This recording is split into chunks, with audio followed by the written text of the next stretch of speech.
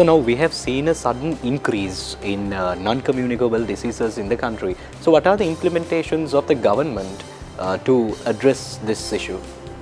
Yeah, as you mentioned, non-communicable diseases, mainly heart disease, hypertension, diabetes mellitus, cancers and cerebrovascular accidents have been increased over the years, probably during last 10-15 years. We were subjected to many transitions which have been taken place in Sri Lanka, namely epidemiological transition, demographic transition. As you know, our life expectancy has grown up, so therefore people live longer and elder people are more prone to non-communicable diseases.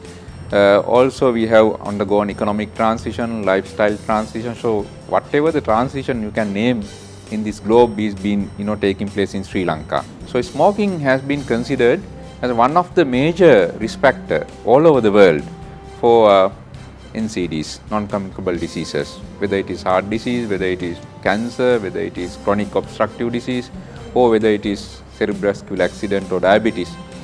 Smoking is a common risk factor. Dr. Now you pointed out some risk factors which lead to the increase in non-communicable diseases.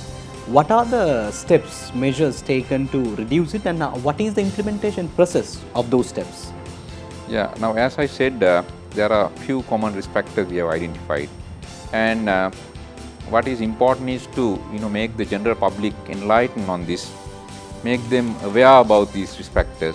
And I am very pleased to state that the government has taken a very important measure by establishing a special authority called NATA, National Authority on Alcohol and Tobacco Prevention. So that's a very important step taken by the head of the state. So through that, there are legal measures taken, there are awareness programs conducted, and also this awareness has been integrated with the general health education program. So Ministry of Health has taken a lot of measures apart from what is being done by NATA.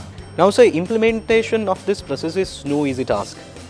You have to surmount an enormous pressure from some external parties when you go to implement this process. As a government, how do you see this recent pressure and how you are dealing with this recent pressure?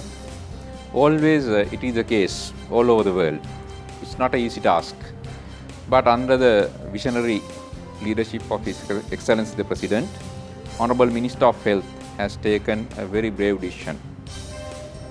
We have taken the international experience as well, and of course gazetted a regulation about pictorial warning under this special act. And we are taking all the measures to educate the general public about harmful effects, health implications of smoking. Our people are very much literate.